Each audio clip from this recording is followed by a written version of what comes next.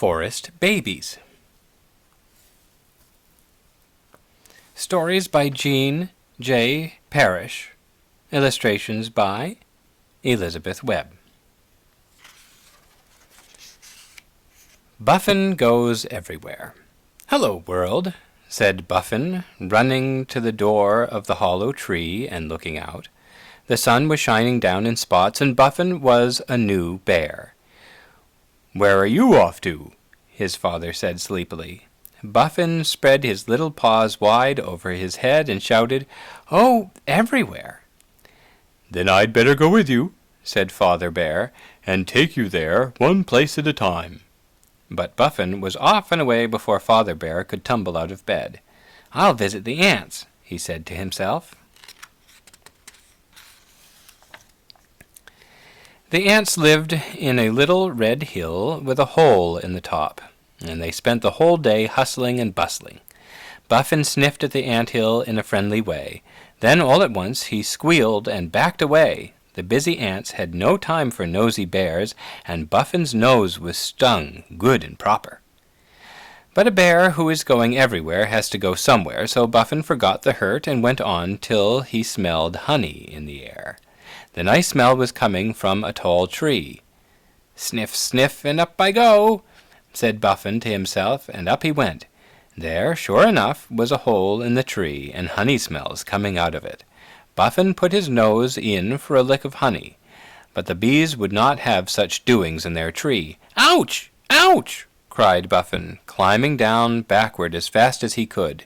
Just before he reached the bottom, he took a back somersault and landed whop in the thickest cocklebur patch in the whole forest.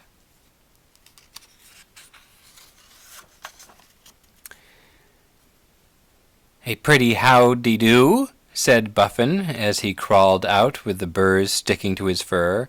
His nose was really hurting this time, and he held it with one paw while he ran on the other three straight into the little pond and rolled around in the cool mud, because all bears know that mud is good for stings. "What strange animal is this coming up our path?" said Father Bear when he saw Buffin. Mother Bear started picking out the burrs and scraping off the mud and rubbing the stings with honey. When the mud was out of his ears, they said, "Where have you been?" "Everywhere," Buffin said in a little voice. The next morning Buffin crawled out of bed, rubbed his nose, and said to his father, "Let's go honeying together today." And while his father was waking up and getting started, he heard Buffin say as cheerily as ever, "Hello, world."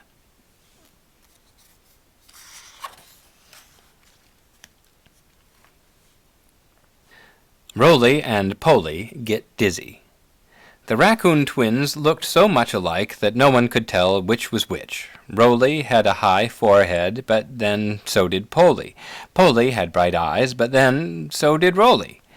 When the animals in the forest asked Roly how he could tell which was which, he just said, "Well, you see, Polly has a Polly look, and I haven't." And when they asked Poly, he said, "It's very simple. Roly has a Roly look, and I haven't." So Roly and Poly never got mixed up, but everyone else did.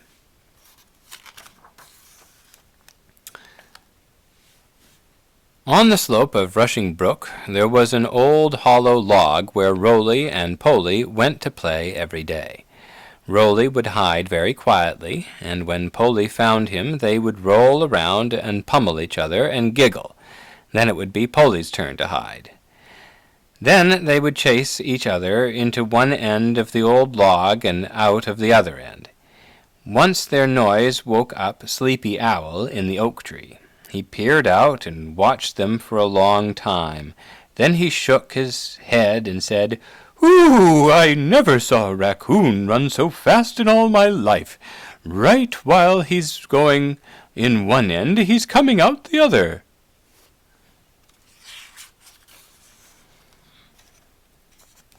With that, Roly and Poly stopped, and he saw that there were two of them. "How do you know which is yourself, or don't you?" he said. But Roly only looked at Poly and said, "He's the one with the Poly look." As the twins grew older and stronger, they ran so fast through the hollow log that it fairly trembled and shook.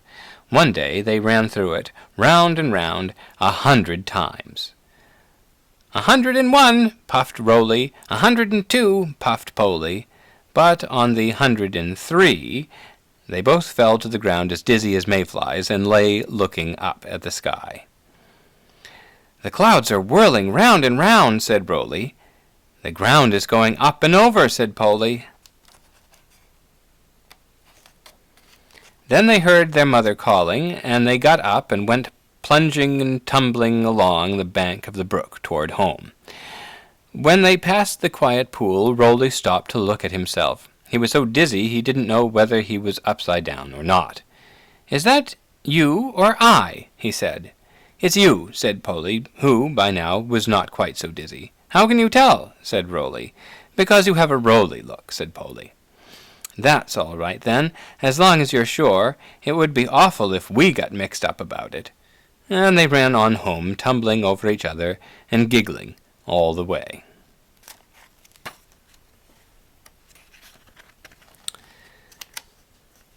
Little Deer Gets a Name. When Little Deer was only a few days old, he looked up at his mother and said, "Why can't I have a name all my own, like Buffin and Rolly and Polly? No one calls Buffin Little Bear, or Rolly and Polly Little Raccoons. Why must I always be called Little Deer?" "Well, you see, it's this way," answered his mother. "We deer have to earn our names. Flash was named that because he can run so fast.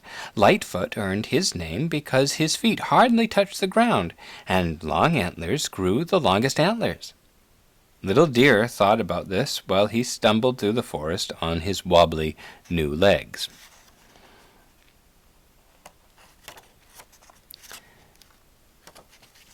Then if it's that way, he said out loud to himself, "I'll be named Clumsy or Bumper or Straddlebug." "Why?" said Buffin, popping his head out from the hollow log. "Just watch the way I jump, if you want to know," said Little Deer. "Watch." He wobbled up to the hollow log, gave a weak little jump, and landed right on top of it. Then he squirmed and wiggled over and fell on the other side with his legs all ways. "You can't jump because you think you can't," said Buffin. "You can't jump because you think you can't," said Buffin, starting down the path to Rushing Brook. "I think I can't because I can't," said Little Deer, picking himself up and following. Down by the brook they found a bush covered with big ripe blackberries. It was very quiet. In the forest, as they stood on the bank munching the juicy berries, not a breeze was stirring the trees, and the only sound was the rushing of the brook. All of a sudden came the sharp snap of a twig. Little Deer was so startled that he sailed into the air like a bird and came down on the opposite bank. Then he turned to see what had made the noise, and there stood his mother beside Buffin. "How would you like to be called White-tailed Flyer?" she asked. But Little Deer couldn't answer a word, because it was such a beautiful name. The end.